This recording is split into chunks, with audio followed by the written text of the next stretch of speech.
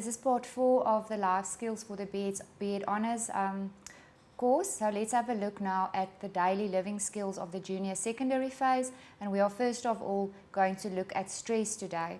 The definition of stress is it's the physical response to events that makes one feel threatened, and it might upset you, but it can also be good in some cases. How does the body respond to stress? First of all, we see that the nervous system releases stress hormones, including adrenaline and cortisol. The body gets ready for an emergency reaction. Physical changes that take place include the heart rate that increases, muscles that tighten, pressure rises, and the breath quickens, and the senses become sharper. It increases one's strength and stamina, as well as your reactions, and enhances your focus. The body gets ready to fight or flee from the danger at hand.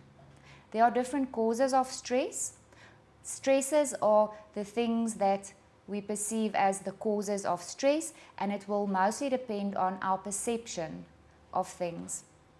There can be external factors which lead to stress, but also internal factors. For instance, worrying about things that might happen in the future, or being overly pessimistic when everything seems to be a problem. Things that might cause stress to one person might not cause another person any stress at all. For instance, some people might be scared of heights, where other people might get a thrill out of it. Your tolerance stress level refers to your ability to tolerate stress, and that depends on many factors. One, for instance, is your support network. Your sense of control is the second, your attitude, your emotional intelligence, as well as the knowledge you have about the situation that causes the stress. To cope with stress, we refer to the 4 A's. The first A is to avoid any unnecessary stress where possible. This you can do by learning how to say no, and also distinguishing between things that should be done and things that must be done. And you can set up a list to distinguish between these. The next A is to alter the situation. That means to change the situation if possible. This can also be done by dealing with things more assertively and head-on.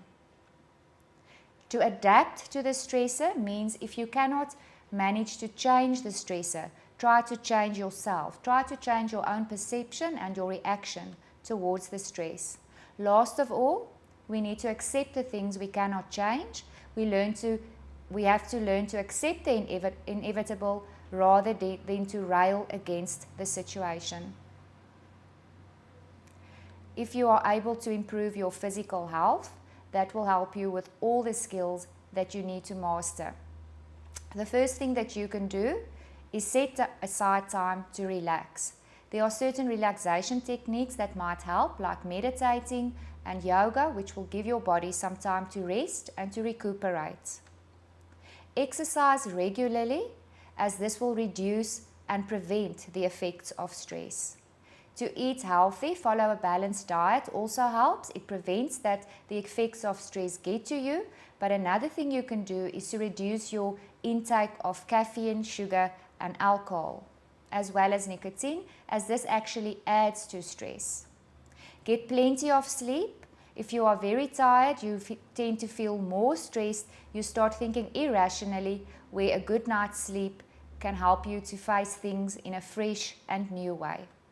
Use your senses to help you reduce stress. In other words, whatever you can see, smell, or touch, which brings positive emotions to you, can really help you a lot to relax and to focus properly on yourself and the things you need to do. Be connected with your emotions. If we are aware of our emotions, we can understand ourselves, and we can also stop saying and doing things which we might regret later.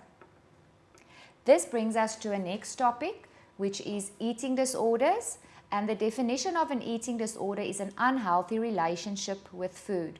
The person either overeats or starves him or herself, and this usually tends to develop in the teenage or the early adult years. It's more common in women, but men also can have an eating disorder. The first one we can look at is anorexia nervosa. Now this refers to excessive dieting and exercise.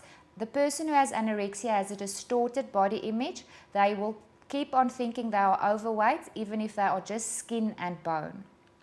The signs of anorexia include dramatic weight loss, bulky clothes to hide the weight loss. They're preoccupied with food and dieting, continuously counting calories, refusing to eat certain foods, and especially refusing to eat anything that is especially fatty or contains a lot of carbohydrates. The other eating disorder that we have a look at here is bulimia nervosa. Now this again means that the person eats large amounts of food. This is called binge eating, and then afterwards the person vomits out all the food, called purging, or the person might use laxatives to get rid of the food. The signs of bulimia, the binge eating particularly, one might see that a lot of food has just disappeared mysteriously from the fridge. Empty food wrappers and containers might be found, and then after meals the person will definitely immediately go to the bathroom. You will sometimes hear the sound of vomiting, and you must also be on the lookout for empty packets of laxatives. The next thing, let's look at rape once again, but now let's look at how we can reduce our chances of being raped, or what we can teach our learners to do to avoid these situations. First of all, everybody, especially women, should avoid walking alone in certain places, especially at night. It's always safer to stay in a group. When you go out, be sure that you stay sober and alert and aware of what's going on around you. If you are in a relationship or if you are going out on a date, decide beforehand how far you are willing to go, and also always make your feelings clear and stand up for your rights. It is best to take a cell phone with you wherever you go, and to enable you to call a trusted person when you feel unsafe in a situation. Don't go to a date's home if you do not want to have sex. It's always better to play safe. Lastly, don't be afraid to ask for help. If you are in a troubled situation, scream as loud as you can. If something happens which leads to the act of rape, what should you do? Go to a safe place, first of all, and also contact somebody you can trust who will be there to support you. If you want to report the crime, and this is the best thing to do, go to the police immediately. As we said in a previous session, we should always preserve the physical evidence. In this case, don't shower, bath or brush your teeth, and rather keep on the clothes that you had on when the rape occurred. It's best to go for a medical examination. The rape kit will be used at the hospital by the doctor or the nurse in charge. If you suspect you were drugged, ask them to take a blood sample or a urine sample to determine what exactly happened. Write down as much as you can remember, including a description of the rapist. Get information about everything that you are worried about. There will be a lot of choices and decisions that need to be made. It's also advisable to go for counseling, because this will help you to cope with both the emotional and the physical impacts of the assault. Next, we look at young people's involvement with gangs. Now, a gang is an organized group of people. Usually, they are characterized by their involvement with criminal activities. Why do people join gangs?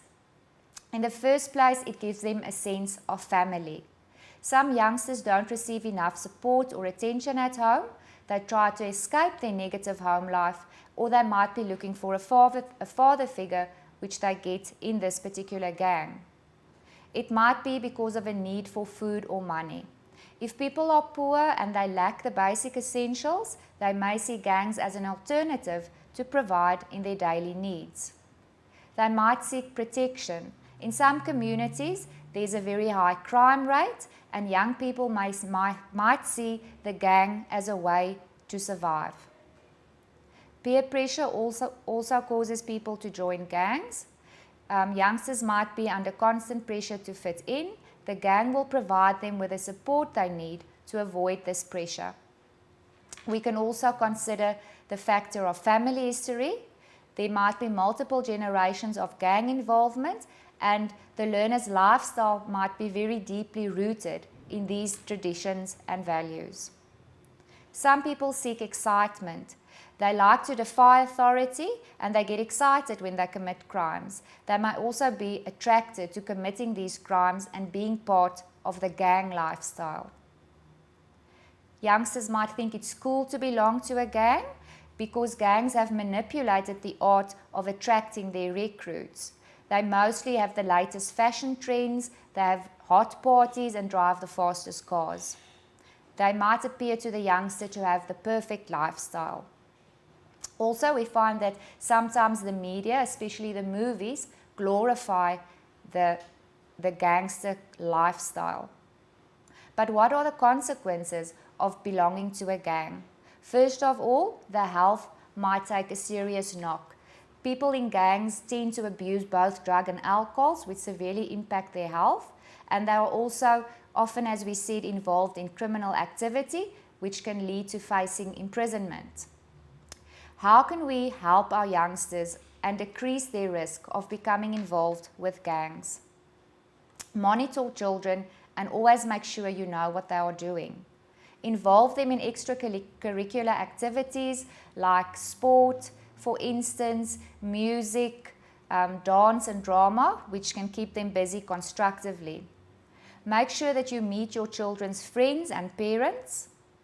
Also, do not allow your children to wear, write or gesture any gang-associated graffiti, marking signs or symbols. Educate the learners about the reasons and the consequences of gang involvement.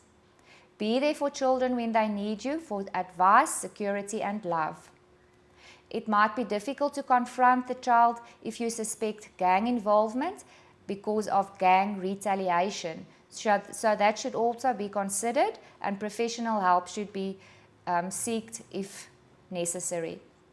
It's very important though to intervene if you think your child is involved in a gang, because you need to protect him from drugs, violence, as well as the criminal activities. As we said, getting professional help if you need it, to guide this young person that's involved in gang activities to rather form other more positive relationships and to become an assertive individual. Next, we move on to a very, very important part, and this we are referring to Maslow's hierarchy of needs. We are going to go through each of the needs, and it's very important in the development and each phase of the learner that the teacher is aware of these needs. First of all, it's the physiological needs. This refers to the physical requirements that a human needs to survive. If these are not met, the individual will not be able to function and he or she will die. And examples are food, air and water. The second need is the need for safety. If the physiological needs are met, we know that the next need that a person has is individual safety. And this safety refers to personal safety, financial security, health, as well as well-being. The third need is the need for love and belonging, and it's especially very strong in young children, and it might be so strong that it can override their need for safety. If there are deficiencies in this area, it will impact very badly on the child's ability to form and maintain emotionally significant relationships. The child has a sense of belonging to both a small social group like the family, as well as a large social group like the sport team, the religious group, or as we said, belonging to a gang, for instance. The fourth need is the need to have positive esteem, the desire to be accepted and to be valued by others. Learners with a low self-esteem will always need respect from others, and they will feel they need to seek glory. In order to feel satisfied and get what they need from glory, they will unfortunately first have to have the skill of accepting themselves. The fifth need is the need for self-actualization. Now, a learner can only address this need if all 4 of the previous needs have been met. Self-actualization refers to acceptance of what a person is. It refers to what a person's full potential is, and as well as his or her realization of that potential. Maslow describes the desire to accomplish everything you can and be the most you can be as part of self-actualization. The next part or subtopic of the domain we are dealing with is gender, and gender refers to the social and cultural differences in being male or female, not the biological differences. Please take note. Parents have a very, very big influence on a child's gender type choices, so let's have a look at these. If there's gender role stereotyping, this will influence the child as well as the way that they organize the environment for the child. We know that parents behave differently towards boys and girls. Boys are thought to be stronger and therefore they're treated more roughly and they played with more actively. Whereas with girls, we know that they are protected more and they are allowed less autonomy than boys. Children learn from parents. Parents are their role models and they also copy the parents' characteristics. A father plays a very, very critical role in both the life of the son as well as the daughter. In the absence of the father role, there's a disruption in gender type, especially in pre-adolescent boys, and we'll find that they will have problems in forming relationship with peers of the opposite sex if it's an adolescent girl. There are many external factors which play a role in gender type choices. If we look at how males and females are portrayed in movies or in books, we usually see that the male is portrayed as aggressive, competent, rational, and powerful, whereas they tend to portray the woman as the caregiver. Peers also play an important role in gender stereotyping. Boys expect their same-sex peers to be more aggressive and to wear masculine clothes, where girls expect their same-sex peers to dress femininely and act more submissively. Teachers also treat boys and girls differently. They expect girls to be more quiet, obedient, and passive, whereas they tend to give boys more criticism. And this can have a big influence on the interest the boy has in school, and it tends also to lead to boys having a higher incidence of learning problems. Next, abusive relationships. Now, this is something that occurs not only between married people, but between any two people who have a relationship. The main reason for abuse in a relationship is usually that a person tries to gain and maintain control, and they are using fear, guilt, shame, as well as intimidation to control you. This might include threatening you, or hurting you, or even hurting those that are close to you. Abusive relationships do not discriminate. It occurs amongst heterosexual people and also between same-sex partnerships. We see it in all age ranges and also between people in all ethnic backgrounds and economic levels. Women are most oftenly the victims of abuse in a relationship, although men can also be abused, especially verbally and emotionally. Often abuse is accompanied by threats, and verbal abuse eventually leads to violence. Where we can see that physical injury appears to me to be the most obvious danger, we must not forget the dangers of the emotional and psychological consequences of abuse either. Abuse can destroy your self-worth, it can lead to anxiety and depression, and the abused person will end up feeling very alone and insecure.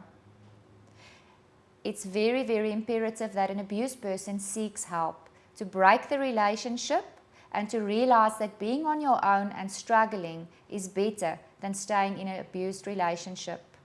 But this is very difficult, and the reason for that is because the abuser knows how to control their behavior.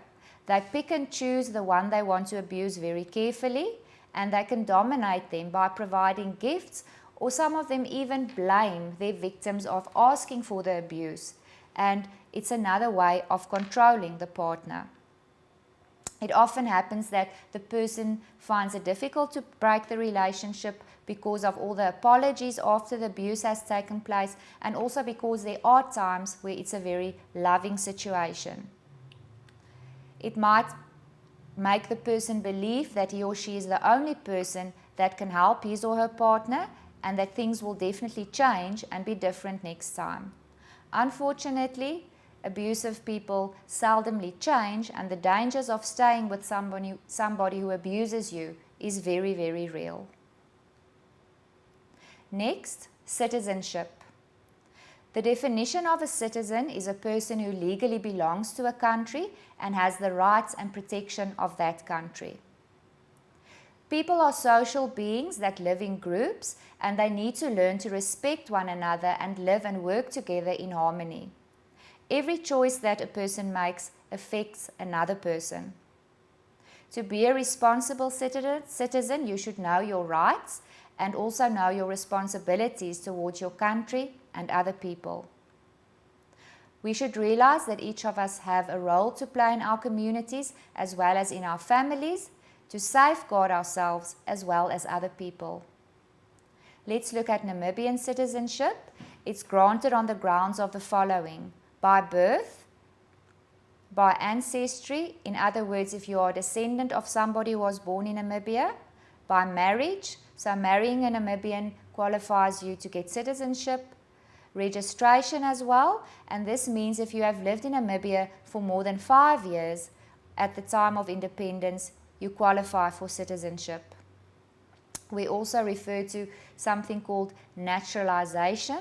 That means if you've been living in Namibia for 5 years or more and you apply for naturalization, you could qualify for citizenship. Self-esteem. Self-esteem is the person's overall emotional evaluation of his or her own worth, and it's based on the positive or negative evaluations of the self, and it also encompasses beliefs.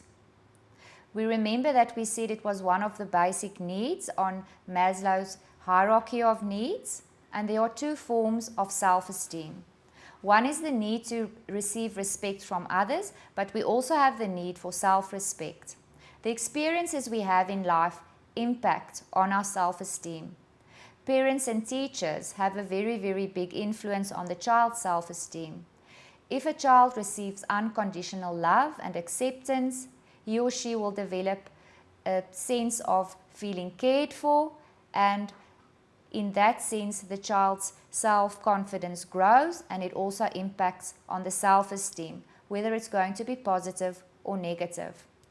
Parents who are caring, supportive, and set clear rules, as well as who are willing to allow learners to voice their opinions, will help them to build a healthy and a good self-esteem. The experiences which contribute to having a low self-esteem include harsh criticism, physical, sexual, and emotional abuse, as well as being ignored, ridiculed, or teased, or perhaps being expected to be perfect all the time. Academic achievement also plays a role. If somebody has constant success, he will have a good self-esteem, whereas a person who constantly fails will develop a negative self-esteem. Children also tend to compare themselves with others, and this will shape their self-esteem and also influence their positive or negative feelings about themselves. A high self-esteem refers to firmly believing in certain values and principles. People who have a high self-esteem can defend themselves even when they are opposed, and they feel secure enough, on the other hand, to modify their values and principles if they see it necessary. Next of all, they act according to what they think to be the best choice, and they also trust their own judgment. They will not feel guilty when other people don't like their choices or actions. They also don't worry excessively about their past or about what's going to happen in the future. They rather learn from the past, plan for the future, and live in the present. Persons with a high self-esteem trust in their ability to solve problems, and I'll have to repeat that. People with a high self-esteem trust in their ability to solve problems, and they can ask others for help when they need it. Next of all, they consider themselves to be equal to others, to accept that people differ in their talents, and they also differ in their personal prestige and financial standing. They understand that each person is interesting and valuable, and they are able to resist manipulation. They will collaborate with others only if they see it appropriate and convenient. They are able to accept and admit different internal feelings, and they reveal their feelings only to others when they choose to. People with high self-esteem enjoy a great variety of activities, and they are sensitive to the feelings and needs of others. They respect generally accepted social rules, and when they voice their discontent, they do so without belittling themselves or others. They are able to work towards finding solutions to problems. And let's contrast that with what a person acts when he or she has a low self-esteem. How do these people act? When do you have a low self-esteem? It can result from various factors, for instance, genetic factors, the physical appearance or weight, mental and health issues, the socioeconomic status, constant criticism, peer pressure, as well as bullying. What are the characteristics of a person with a low self-esteem? This person always criticizes him or herself and generally feels dissatisfied with his or her status. The person is also hypersensitive to criticism from others, and they will feel they are being attacked when they are criticized. They tend to be indecisive, and they have a very, very exaggerated fear of making a mistake. They constantly want to please others. A person with a low self-esteem tries to be perfect in everything and feels very frustrated when they do not achieve the perfection they wanted to. They experience guilt when they've done something that they feel was a failure, and they tend to dwell on their past mistakes. They can be very hostile and defensive towards others without any obvious cause. They are pessimistic and generally have a negative outlook on life. They tend to envy or resent others. When they are faced with setbacks, they see them as permanent and as intolerable. They often take negative feedback personally, and they feel very devastated by it. As we said, they're very, very critical on themselves, and that makes that they are dependent on the approval of others for their own evaluation and self-worthiness. They view their likability in terms of their successes. There are ways that you can help a person to improve his or her self-esteem, and they are as follow. Get positive and stop the self-destructive behavior, and that starts with the way you think about yourself. Make different lifestyle choices, by instance joining self-help groups and by practicing positive health care. Identify the triggers to low self-esteem, for instance the criticism that you have, the harsh self-criticism especially, and use the events to learn something about yourself. Tell yourself to stop overreacting. Become calm and think about why people say certain things or behave in a certain way. It might be because they are unhappy and that what they said or did has nothing to do with you actually. Acknowledge your reactions and describe them to yourself. You should give yourself a choice on how you want to respond to situations. Stop being aggressive and start acting in a self-caring and effective way. Face your fears. Decide how you can overcome them, and it will be helpful to practice these skills with a friend so that the friend can help you with the responses and how you're going to respond to people whom you actually fear.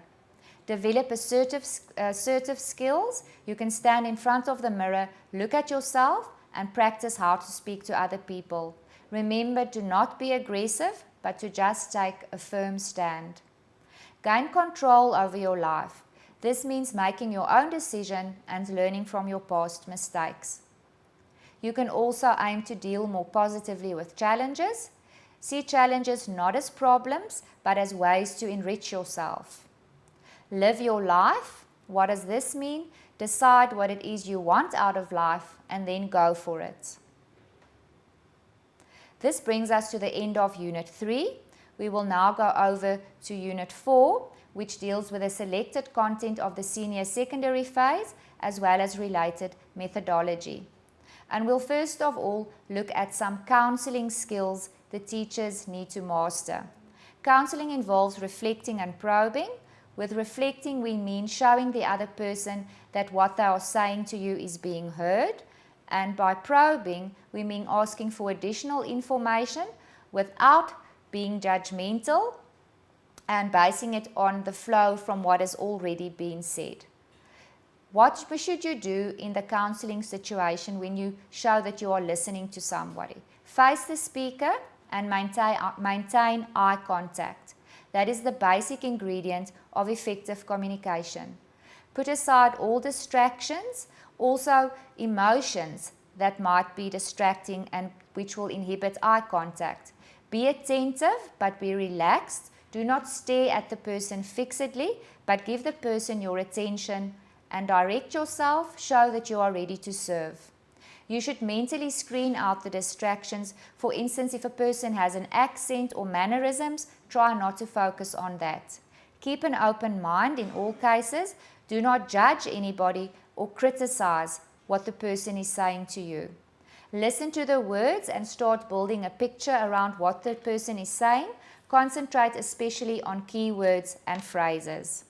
Don't interrupt or start to try giving solutions. If you want to give an idea, first ask the person's permission.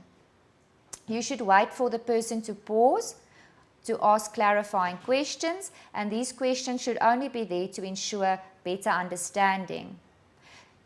Refrain from using questions that will lead the speaker astray, and then get the conversation back on track if this does occur. Be emphatic, and that means if you have the characteristic of having empathy, then you will feel what the person is feeling at that stage, and that is the heart and soul of good listening. Give the person regular feedback to show that you are listening. So you're going to reflect the speaker's feeling, and if anything is unclear, paraphrase and make sure that you've understood correctly. Last of all, pay attention to the non-verbal cues, which include the tone and the cadence of the voice, as well as the facial expressions of the speaker. Daily living skills. Under daily living skills in this specific unit, I would like us to concentrate on HIV in the workplace, especially what are the rights and the responsibility of an HIV-infected employee. They have the same rights as any other employee, and they should receive the same treatment as any other. They have the right to visit the doctor or the clinic for treatment, to receive medication, go on sick leave according to the rules and regulations of the company. No one has the right to victimize the HIV-positive person or to discriminate against them or bully them. This person has the same right to apply for a promotional post, and he also has the right to be appointed if he or she has the necessary qualifications.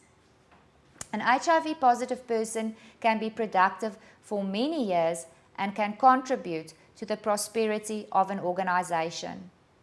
No employer has the right to disclose the status of an employee without his or her consent. No employer has the right also to dismiss or to demote a person because of their HIV status. We do find that most medical aid companies cover people who are living with HIV, although some only provide limited cover. Then if we look at the rights and responsibilities of the HIV positive person, it's important to know that there's not only rights, as we said, but there's also a responsibility of the person towards their employer to deliver work as any other person at the company and to do the work to the best of their ability. They also need to take care of themselves, especially to be careful when they injure themselves that other employees do not get into contact with their blood. And lastly, this person needs to take responsibility in a romantic relationship to always engage in safe sex, which we mean is using a condom every single time. Further on the topic of HIV in the workplace, most companies have policies which adhere to the following guidelines. Non-discrimination. The company should make sure that the work environment is free from harassment and discrimination. They should encourage non-discrimination against colleagues or applicants perceived as having or living with or otherwise affected by HIV/AIDS. They should take note that no employee should be forced to go for testing or to disclose his or her status. And also, please note that any infected person or affected person should be treated the same as any other illness in terms of benefits. All employees have the right to be treated the same way, whether they are infected with HIV/AIDS or not. No employer has the right to ask an employee specific questions about his or her health, including questions about HIV. Now, if we look at HIV testing, confidentiality and disclosure, we look at the following. Many companies encourage voluntary testing and counseling as part of their education and awareness programs. Once again, everything surrounding HIV should be treated with confidentiality, as with any other medical condition. The next domain in this unit is personal social skills for grades 10 to 12. And the first subtopic that I want to focus on is attitude. Attitude is the way you feel and think about something, and it influences your behavior in certain ways towards people and situations. It's based on your attitude, and this will affect the way the world sees you and forms opinions and attitudes towards you. Take note that attitudes can be changed over time. How can we develop a positive attitude, which is what we all strive for? It's your choice if you want to be happy or not. If a negative thought enters your mind, refuse to give attention to it. Think about something else which makes you happy. Secondly, focus on seeing the bright side of life. This is a matter of choices, and you should continue even if you struggle in the beginning. Choose to be optimistic. Don't dwell on your problems, but look for solutions. Find reasons to smile and try to smile often. If you associate yourself with happy people, you have a better chance of developing a positive attitude. If you are surrounded by people who always see the bad side of life, try to make other friends. Read inspiring books, stories and quotes. Visualize what you want to happen. See yourself in a positive place, doing positive, happy things, and that will improve your attitude. Learn to master your thoughts. That means taking control of your thinking and your thoughts about yourself. Start believing in your own abilities, and you can also start meditating and improving your concentration to become a more positive person. Because we all want to avoid a negative attitude as it influences all aspects in our lives.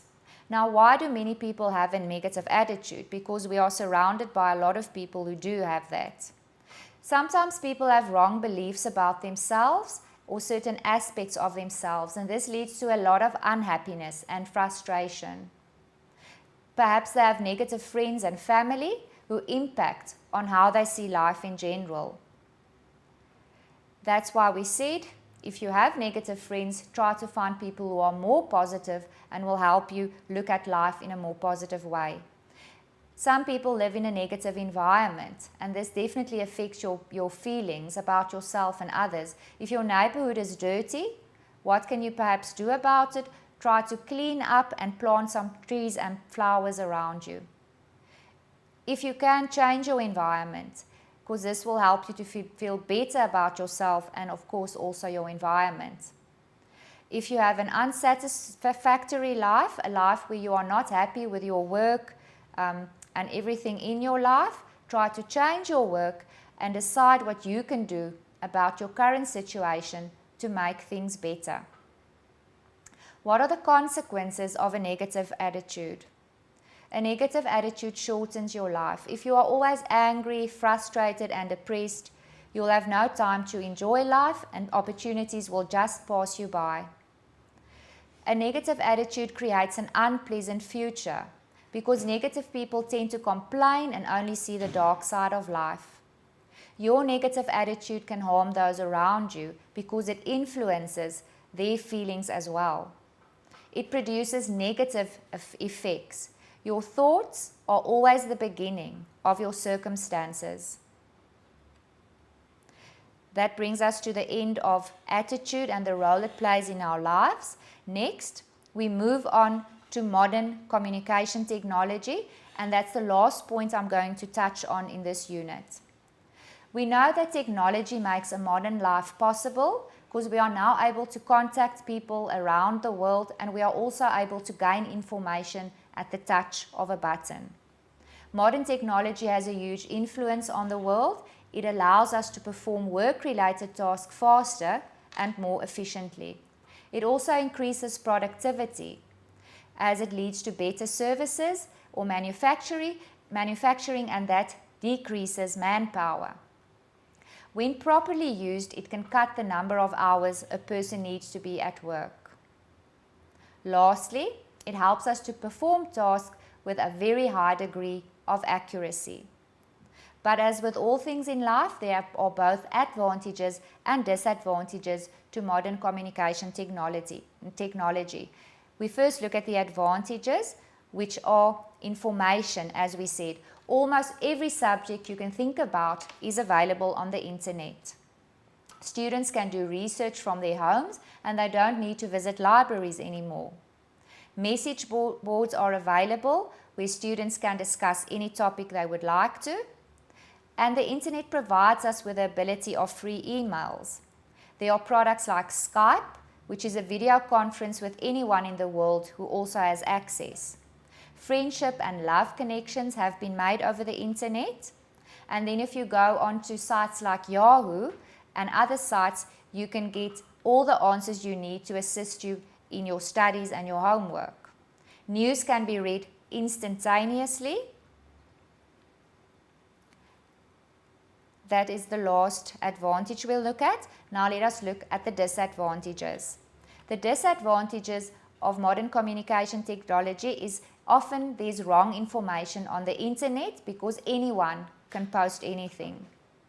Unfortunately, there are predators on the internet waiting to get unsuspecting people and place them in dangerous situations. Some people become addicted to the internet, and this leads to a lot of problems with their interaction with friends and loved ones. We know that pornography is a huge problem, especially when it gets into the hands of young children. It's very easy to start wasting a lot of time when you start surfing the internet because time passes by without you even realizing it. It has also added to a more sedentary lifestyle. That means becoming more passive and thus contributed to obesity. There's a lot of cheater sites available on the internet. By this we mean there are sites where you can buy essays, and this is for academic purposes, and then actually pass them off as your own. There are unscrupulous businesses on the internet which might try to take advantage of people. And then we also get hackers that create viruses that get into your computer and can destroy your valuable data.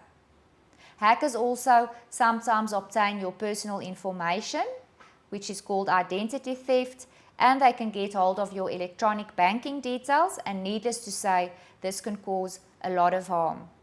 It can also lead to a person socializing less with his or her family or friends. That then is the end of Unit 4. When we come in for Unit 5, we'll discuss the roles and the responsibilities of the life skills teacher.